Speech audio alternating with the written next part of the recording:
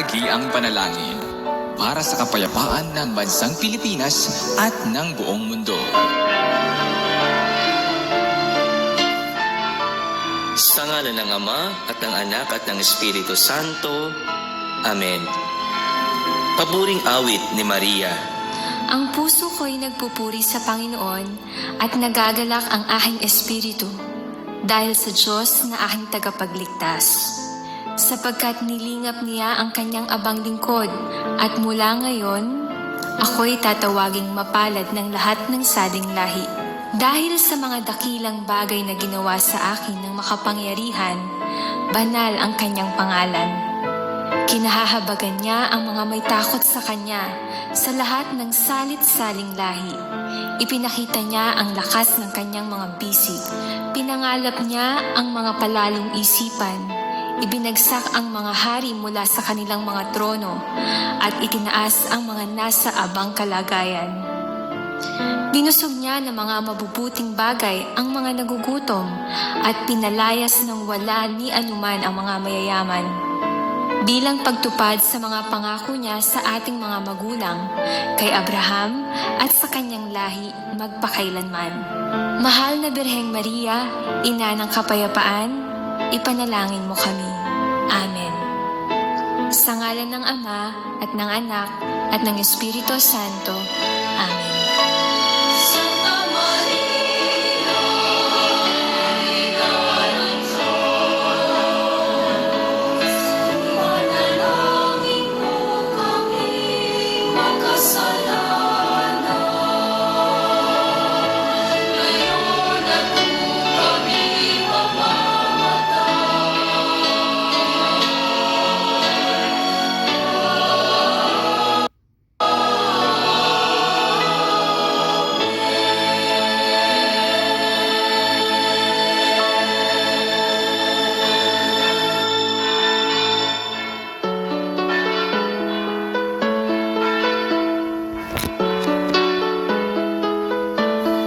Salmo 130.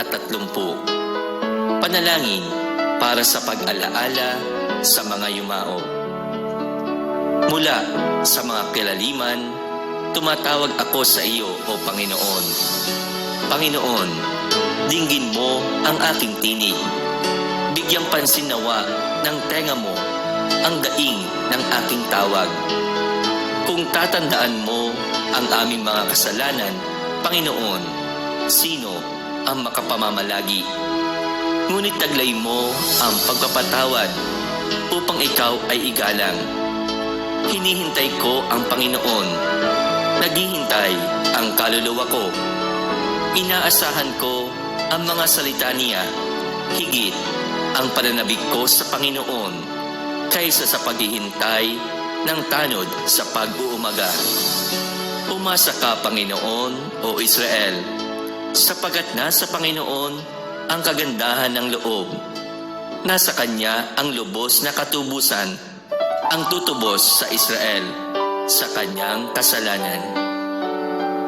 Sama-sama nating dasalin ang panalangin na itinuro ng ating Panginoon.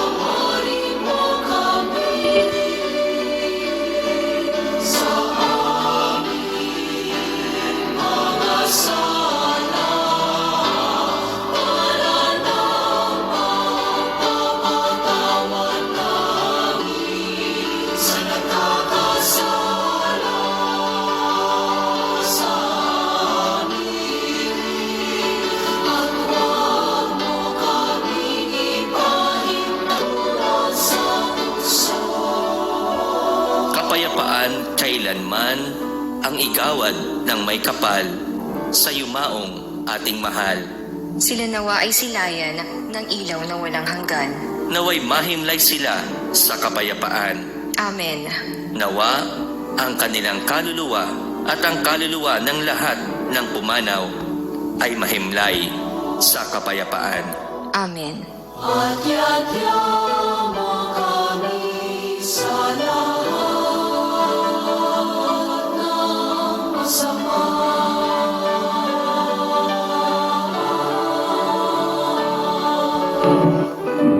Sa ngalan ng Ama at ng Anak at ng Espiritu Santo. Amen.